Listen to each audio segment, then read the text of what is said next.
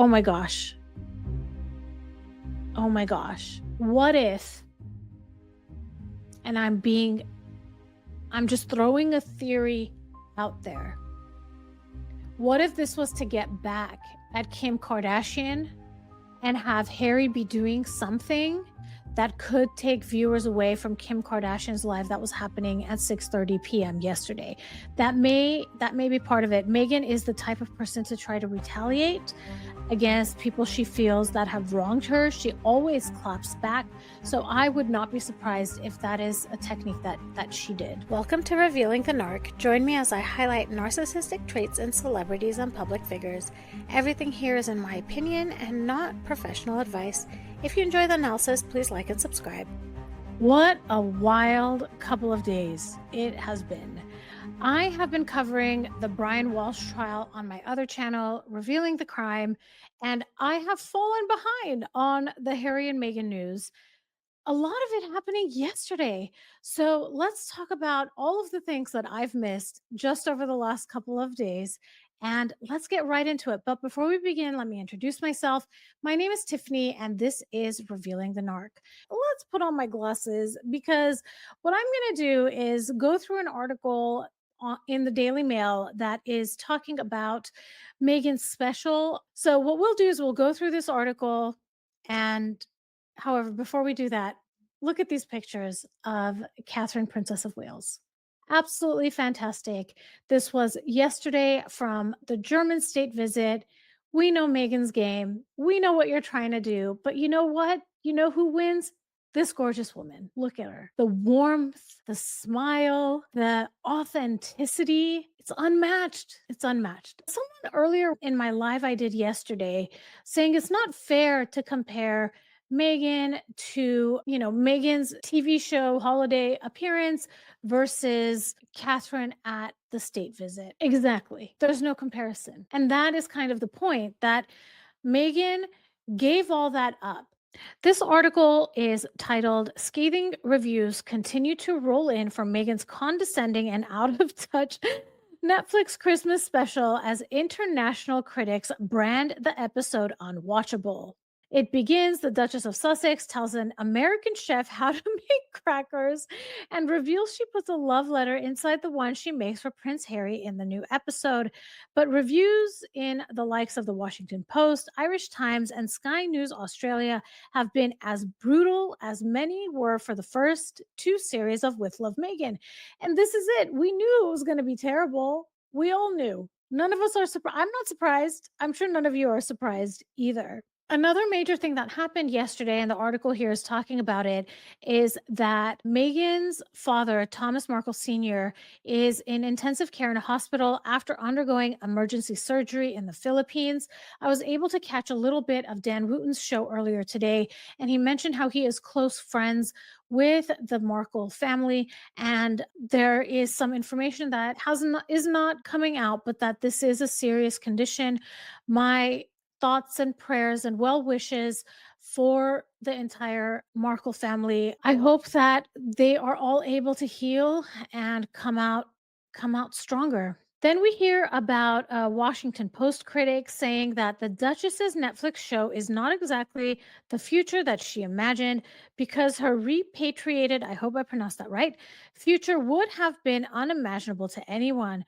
Miss Hess added, no matter how genuinely Meghan tries to come across on screen, I feel irritable toward her. We all do because it's inauthentic, because she is trying too hard to sell an image of who she is not, and watching that is exhausting.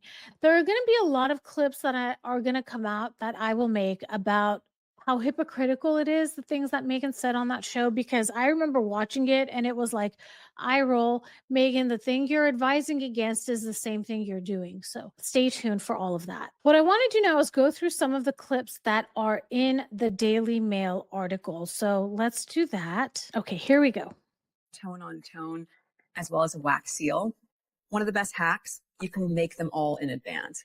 And if you use a wax stick in a hot glue gun on the day, instead of having to put a wax seal on the gift, you have them pre-done and you're able to stick it down with either a little bit of double stick tape or a little tiny squirt of hot glue. Okay, let's pause.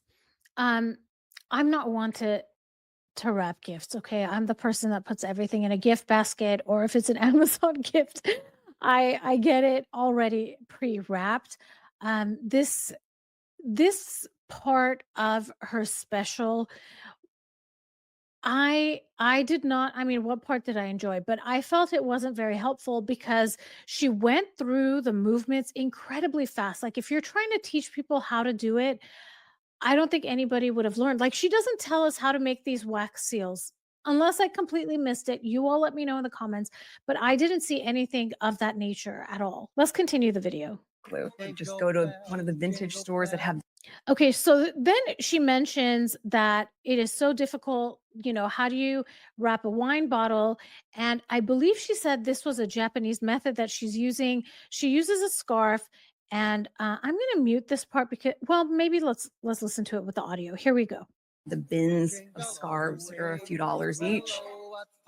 That's going to lift up. Same thing on this side. So you've made this bit of a blossom at the top. So she ends up just wrapping it all. After processing this, I'm gonna have to remove the music, but I will make sure to do that so there aren't any issues here. So let's continue. Wrap one side around this way. You should have this little bloom. You're not.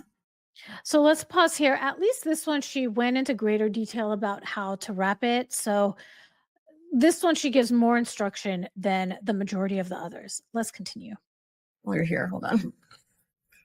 Yeah, little details sticking around the house. Just put them in. Just so easy and elegant. I love. Okay, so just a quick recap. We saw about a 49-second clip of her talking about gift wrapping, and I didn't learn a whole lot from it. The scarf, I think it would have looked better if it was a solid color because the cranberries or whatever it was that she put in kind of fade. It's difficult to see it against the scarf. I do have to say the scarf is beautiful, and at least it doubles as a secondary gift that you're giving to the person. But I have to say the things that Megan makes and creates and does, they're just not my style. So I maybe have a bias towards it because it's just not my style. So let's continue. Let's watch a second clip from this Daily Mail article. Okay, so this next clip is at the very, very end of the show. And Megan is making gumbo. Look at that facial expression. That is a bad screenshot. It's actually bad for both of them. So let's get started. Here's that clip. About to eat the sausage now. Let's see what happens. So we hear actually that Harry doesn't like, or Harry only likes the sausage and chicken in the gumbo. So they give him an aliquot. There's my scientist coming out. They give him an aliquot before they add the rest of the the meats, I guess, that they're going to put in. So Harry's about to taste it. Here we go. I can feel it puncturing through the top of my head right now. So that part when he says I could feel it puncturing through my head right now, I'm assuming that it's spicy. Let me know in the comments if that's the impression that you get as well. Food makes you sweat. That's good. It's a good thing. And the chef that's there says if it makes you sweat, that's a good thing. So it must be spicy. Yeah. It is delicious. I'm not so sure it's as good as your mum's, but it's certainly close. Wow. So you hear Harry say that he thinks Megan's mom's gumbo is better. And we heard earlier, like as this clip was being set up in the show, that it's one of their traditions to have Doria make gumbo for them, and they eat it all together on Christmas Eve or Christmas Day. I forget. It was hard to pay attention, you guys. And let's watch Megan's exaggerated reaction here. Here we go. Wow. What? What? Yeah, not working, Megan. Tell me again how you want to play in Splendor in the Grass. Here we go. Oh my gosh. My mom will love you for that. You know what? What a good thing to say for your mother-in-law. Exactly. So then we hear Megan just say, "That is so wonderful for you to say to your mother-in-law." Clearly, this was scripted and inauthentic. None of it seemed authentic, right? Let me know in the comments if you feel that as well. Okay, everyone, I'm going to admit it. I didn't pay a whole lot of attention to this part where they're making holiday crackers. So let's watch that really quick. I to see. Lily really likes trying to be a grown-up lady at the moment. Really? So this is like a little lavender roller ball. So I thought a little bit of something like that. Her facial expression looks really weird there. Let's watch it again. And I'm sorry, I don't know how to get this play button out of here. Let me try if I Grown-up click lady it. at the moment. Really? So this is like a little lavender roller balls. Let's go back. It's very. Lily really likes trying to be a grown-up lady. Did you see that little smirk at the end there? She's not. I don't know. That is a very weird facial expression that I saw there. The vibe I get is that she has negative feelings about it. But here we go. Let's continue. At the moment. Really? So this is like a little lavender roller ball. So I thought a little bit of something like that.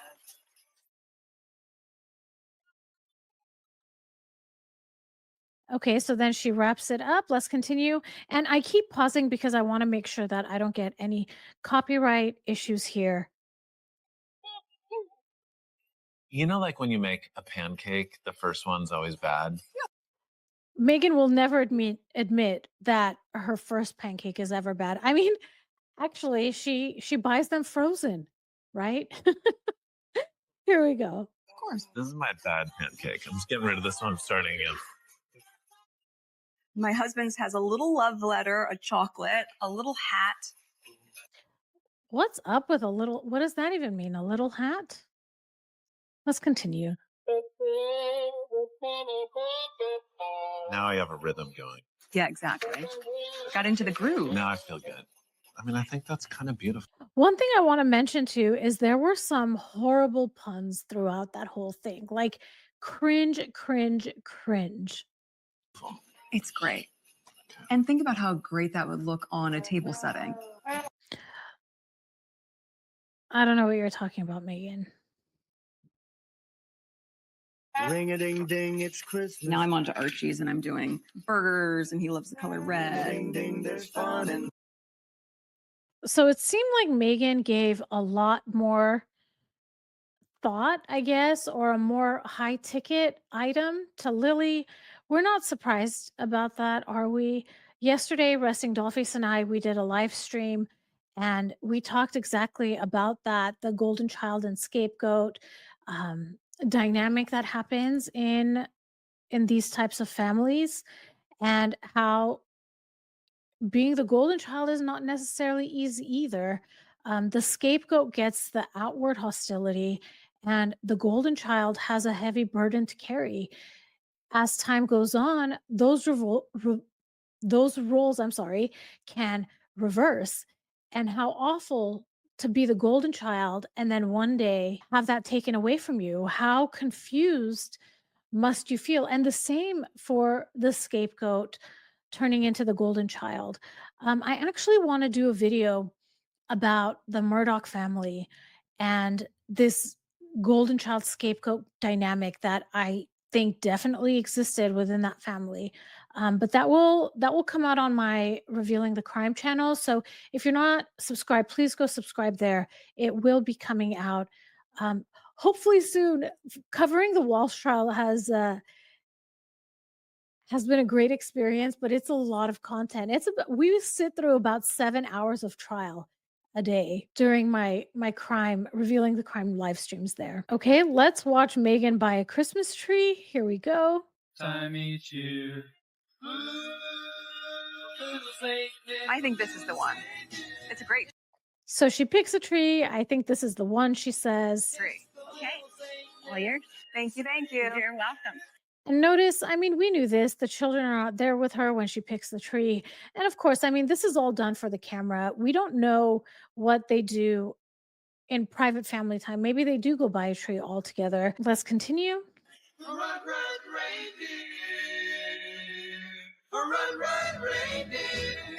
Here she is decorating the tree. Same type of footage that we saw in the other two episodes of With Love Megan. I have to say that the people that filmed it, the people that created the set, they they're really good. The people that edited it, they're really good. It's not their fault Megan is the worst. I really think these are talented people that put this together. And if the narration and the person in the lead wasn't so terrible, it could be a great show.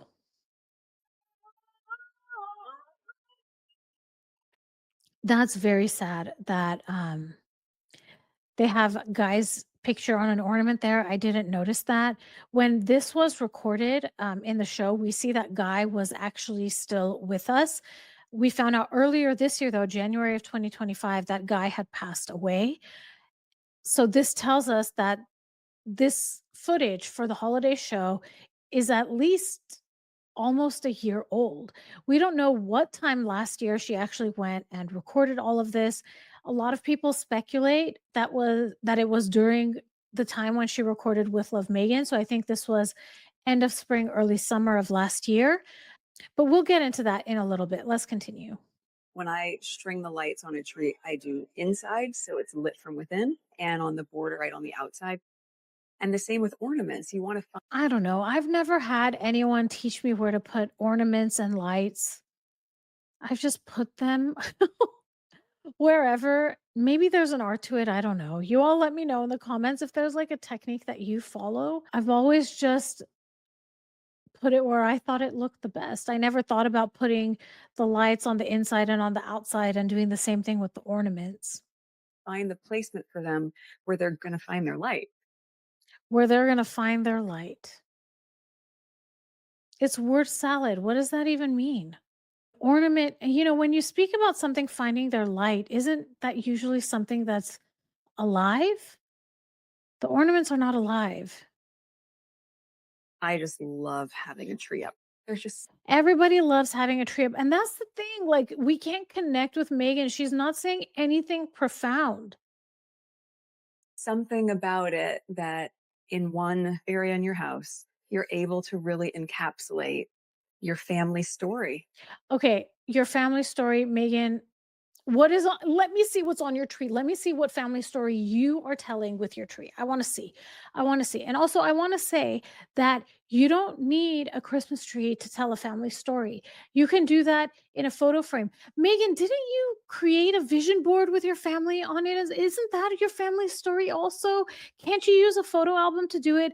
By her saying it like this, first of all, I think she's just trying to say something to take up, uh, time in order to make this special the hour long that it was. And secondly, I don't believe a word she is saying. Let's continue. There's only 4 seconds left in this clip. Really feel the passage of time and the different chapters of your life. Okay, everyone. So that was the last of the clips. It's a very difficult show to watch. It's very hypocritical, a lot of the things she says. Her puns are not funny. She doesn't really convey anything profound. There's a moment where she is making wreaths with her friends, and you can see that there's a competition there. There's a little bit edge to the conversations.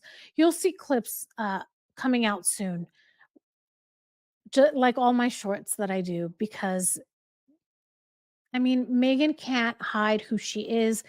And that's why we are lucky, because when we study Megan, we can learn a lot about the same type of toxic and manipulative people that are in our own lives. I have yet to see a positive review about the show. Like I said, I had it play once and I will not be watching it again. I will be able to make clips from it, but I will not be watching it on Netflix again. It's done for me. Based on this performance, even though we don't know the metrics exactly yet, I highly doubt that there is going to be any more of this coming out. It was really terrible. I'm surprised she brought Harry back for this one. And you know how we kept hearing about she was going to be celebrating it with friends and family, and there really weren't friends and family there. I don't remember if we saw Doria. I may be wrong about that. But at the end, when she does do a dinner for everybody, it's for the people that were involved in the filming and production. And that part was actually really short. I was hoping we would see more of the people that really worked hard at making this final product. I think it was maybe a minute or two long versus in the other seasons, when the season would end, we would have a larger block of time showing that very last celebration.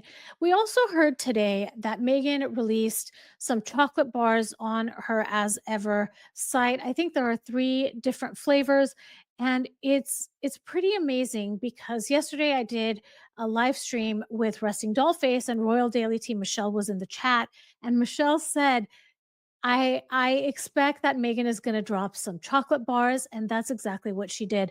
One of the chocolate bars, if I'm not mistaken, is white chocolate with some of her dried flowers in it, so gotta use them up somehow. So she's putting them in chocolate bars, but I have to tell you, I am not following it.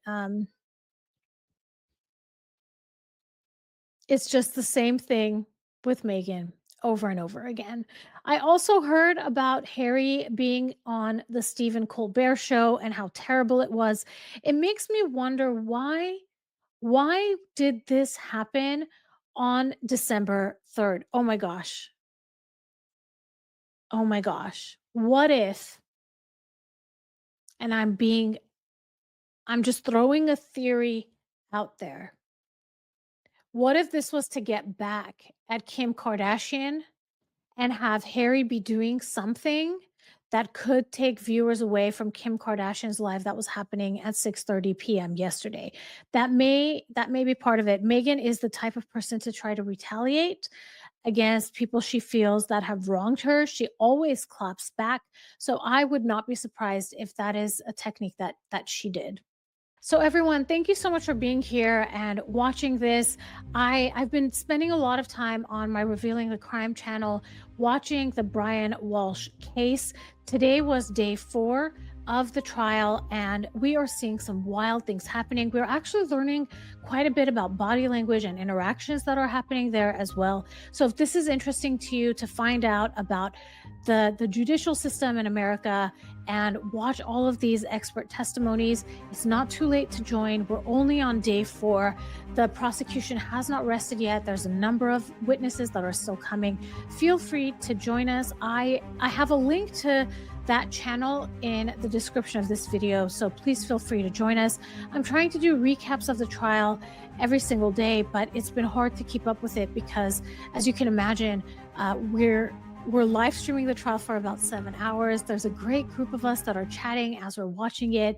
If it's interesting to you, if that seems interesting to you, feel free to join us. It's a really good time. I also want to say I get a lot of compliments on my decor, on my skincare, on my hair, on the clothes I wear. So what I've done is I've created an Amazon storefront, and I have the link in the description of this video, and I'm also including links to the specific things that are in this video. So if you're interested in purchasing it, if you use one of my links, it's at no extra cost to you, and I earn a small commission from it. So I appreciate you doing that. These Christmas trees actually are straight from Amazon, and they're linked in the description. So again, thank you so much for watching, and I will talk to you all soon. Bye, everybody. If this was interesting to you, please like and subscribe. Hit that notification bell so you'll know every time I drop a new video. Thank you so much for watching.